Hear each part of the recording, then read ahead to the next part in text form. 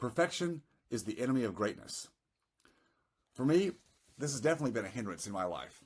And I think there's areas in life, depending upon what we strive to do, maybe what our training is in, where getting as close to perfection, perfection is never possible, but getting as close to perfection is important. For example, if you are an engineer dealing with high-level math or science, or if you are an accountant, you're dealing with numbers, statistics, in my case, being in the healthcare profession, dentistry, anything to do with the human body, getting as close to perfection is important because the lapse in focus on doing the absolute very best we can in these areas can have dramatic downside effects on the people, the patients, the clients, the customers who we want to serve. So that's important to have that high bar in the right place. However, in many areas of life where the downside risk is not so great, in other words, where real people can't be hurt to a great degree, I think in those cases, we need to learn to take more risk and take more chances, particularly when it comes to ourselves, and expand our horizons, get out of that cliched comfort zone in life, and expect to have some failures, things that don't go right. We can't be perfect in everything, and the more we strive to perfection in everything we do, particularly in our own personal growth, our entrepreneurship, in our desire to have a life with more impact and significance and purpose, I think we've got to expect to take some chances, take some risk, and not worry about what the results are, at least initially. Leadership isn't about managing people, it's about empowering and inspiring them.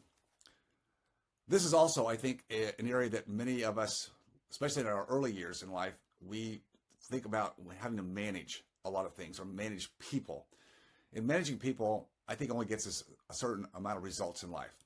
Managing people means we basically tell people what to do. We task them with specific tasks. We give them a list, an outline. Here's what I need you to go get done today. And when you get it done, then report back or send me the results.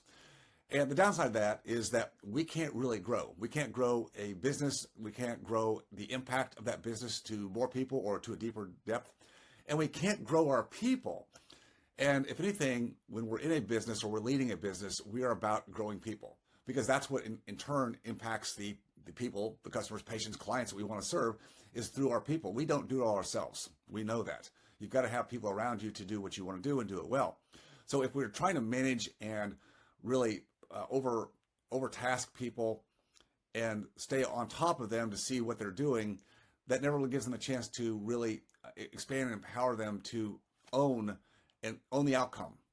When you create a vision within a culture of people where you empower them to take a certain project or maybe a process and describe together with them what it is that you as the visionary desire as the outcome. What are you trying to achieve? What do you want the results to be for your clients, your patients, your customers? And once that vision is clear, the outcome is clear, the right people will take that and create the actual process or the systems or the project or the research and bring back to you a result that maybe needs a little bit of finesse, but that way you stay out of the actual process. Give them the opportunity to go forward and own something. That's probably the biggest area of satisfaction that people strive for in their work life. Those who have the opportunity to be empowered by leaders who let them own something and take care of it and be responsible for it, even if they don't get it like perfect, because who gets anything perfect? It just gives them that feeling of self-satisfaction. And that's where you have happy people also helping the clients, customers, and patients also be happy with the results that will be achieved. Define who you are, how you behave, and what you are trying to accomplish, and then row the boat in the same direction. This comes back to, again, I think creating in a company or in any kind of a group effort where you as the leader, if you are the leader or whoever the leader is, needs to help the group, guide the group to defining what the vision is, what the outcome is, what kind of results are you trying to create, what problems are you trying to solve for the people who you desire to serve. And once you get specific about that, who it is you're trying to help, what problem you're trying to overcome, and then what that result needs to look like. Once you define that together as a group, Now you have the ability to say, okay, now let's go forward and do it. And each person on the team can then, own a specific aspect of that based on what their skill sets are. And that's a whole nother discussion. But having the right people in the right seats and with a defined mission, a goal, then it's easier to reach that goal because everybody's moving together on an overall mission. And having milestones and checkpoints along the way is a lot easier when people understand where they're trying to go versus each day showing up and saying, well, what do I have to do today? And not having a vision for whatever they do has any purpose in it. Purpose and meaning is the critical part of making us all vibrant in life and keeps us really, I think, fully deployed ourselves. Whether you're the CEO, owner, visionary, or if you're one of the people who are there to help the team overall achieve the results and goals that you're trying to achieve. The world doesn't work in scarcity. When you share your knowledge, it multiplies and abundance follows. So this is an area that I think, again, a lot of people misunderstand or misconstrue. And the thinking is, if I know something, if I have some inside information, if I have a skill set, a resource, something that I know that I've learned that could help other people, if I give that out to other people, then other people are going to, well, they could be my competition. And then I've just given away the secrets to my success. And now other people will pull away from my ability to be who I want to be and what kind of profits or impact I want to have with my company. The problem with that kind of mindset is that not sharing, not collaborating really keeps a lid or a ceiling on, I think, the ability to grow a company and have greater impact. The synergy and collaboration is a multiplier. Think in terms of the fact that life overall is not a zero-sum game. In other words, there's not only so much of a pie for any group or person to solve problems. There's always going to be problems in life, and that's what really do as companies. Any company produces services or products that serve to solve problems for a certain cohort. And by sharing ideas, that's where innovation comes from.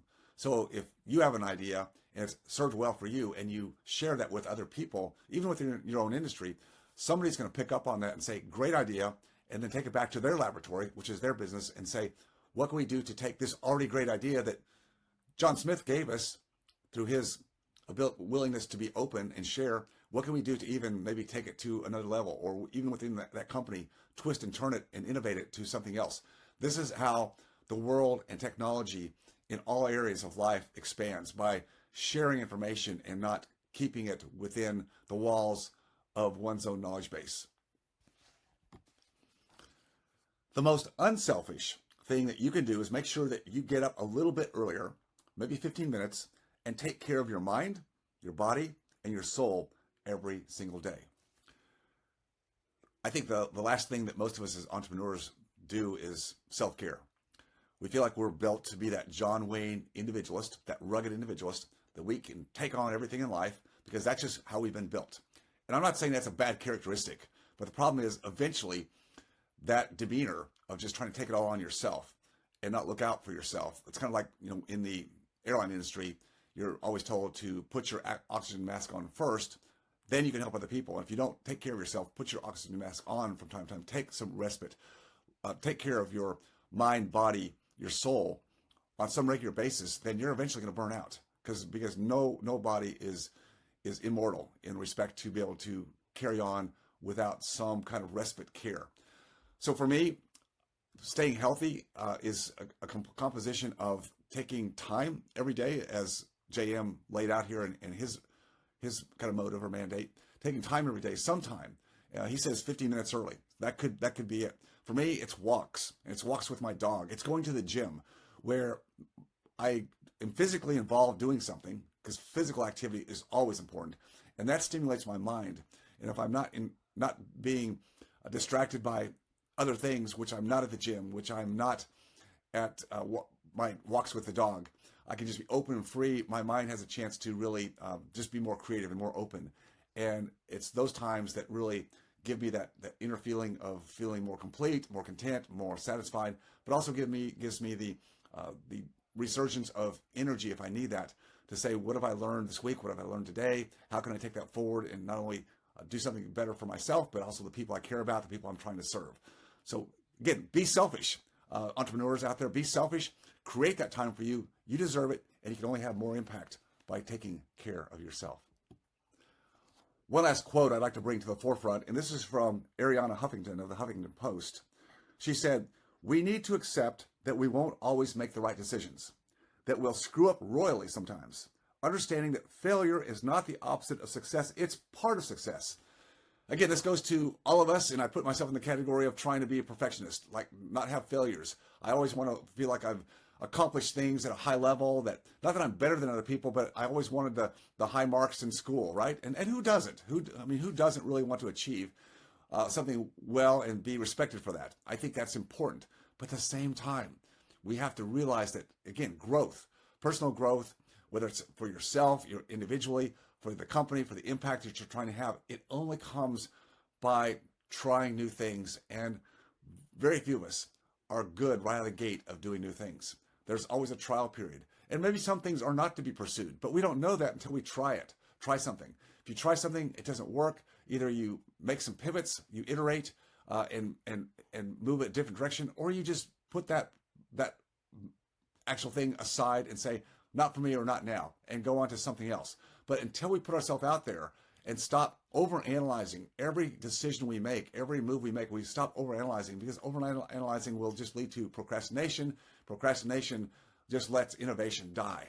And that's not what we're about in life. To stay vibrant and stay engaged with who we are and what we want to achieve in life, we've got to be willing to take some risk. And with that risk comes some failures, some setbacks, but that's only part of the process of gaining success in the goals that you want to achieve.